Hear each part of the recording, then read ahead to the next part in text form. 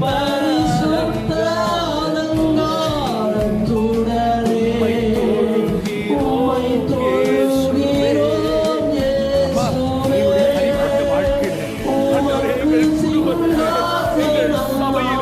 எங்கள் தேசத்திலே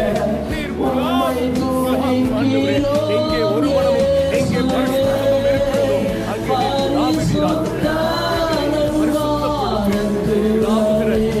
பரிசுத்த ஆலயமாக எங்களை மாற்ற